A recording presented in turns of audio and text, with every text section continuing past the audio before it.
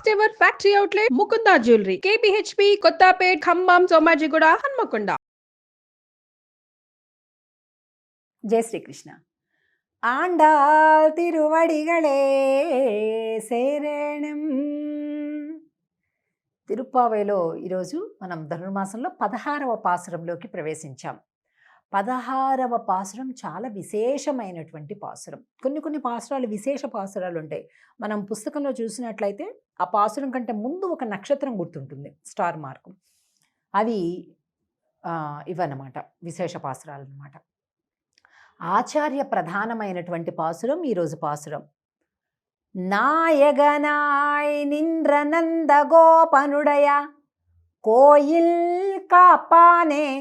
ఈ గోపికలందరూ కూడా అందరినీ నిద్ర మేలుకొల్పొచ్చేసి మొత్తం నందకులంలో ఉండే అందరూ కూడా ఒక చోట చేరారు.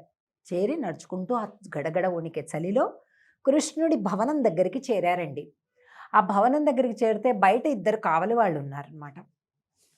ముందు కావలి వాళ్ళని ప్రార్థిస్తున్నారు. నాయగనాయ్ నింద్ర నంద గోపనుడయ కోయిల్ కాపానే. అంటే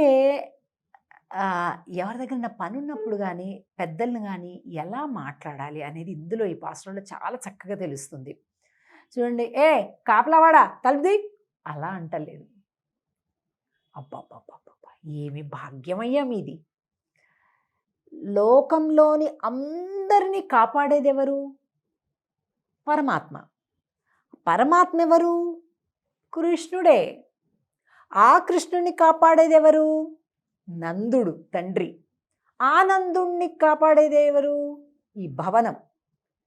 ఆ భవనాన్ని కాపాడేది ఎవరు? మీరు. ఏమి భాగ్యమయ్యా అంటున్నారు కదండి. ఎంత లాజిక్ చూడండి అసలు. అంటే వెంటనే వాళ్ళకి ప్లీజ్ అయిపోతారబ్బా, ఎంత మంచి మనుషులు, వీళ్ళకే సాయం చేద్దాం అని అనిపించేస్తుంది అనమాట. నాయగనాయ్ నింద్ర నంద గోపనుడయ కోయిల్ కాపానే. కోయిల్ అన్నారు చూడండి. కోయిల్ అంటే కోవెల. పరమాత్మ ఉండేది ఎప్పుడు కూడా కోవెలే. మీరు తమిళనాడుకి కేరళకి వెళ్ళండి, విష్ణు సంబంధమైనటువంటి ఆలయాలు కావాలంటే టెంపుల్ అని మందిరం అని ఏమన్నా అర్థం కాదు వాళ్ళకి. కోయిల్ కోయిల్ ఎంగే అంటే చెప్తారు అనమాట. అంటే ఆ కోవెల అనమాట. కోవెలనే కోయిల్ అట్లా అనమాట.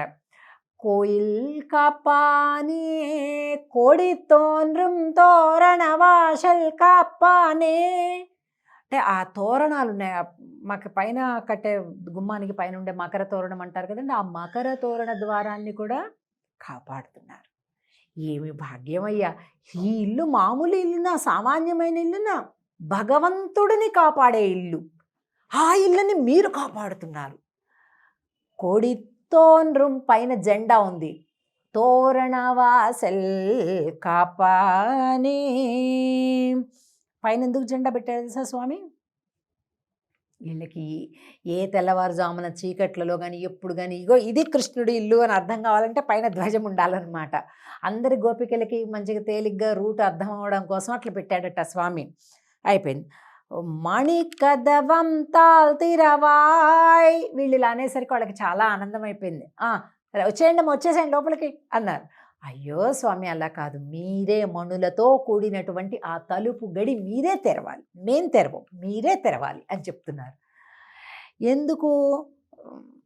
ఆ స్వరూపం కాదయ్యా, మీరు అనుమతించారు అంటే మీరు తెరవటమే స్వరూపం. అంటే అమ్మా బాగానే ఉంది కానీ ఒకప్పుడు స్వామికి నష్టం చేయడానికి, స్వామిని చంపటానికి ఒక పూతన వచ్చింది, రాక్షసి.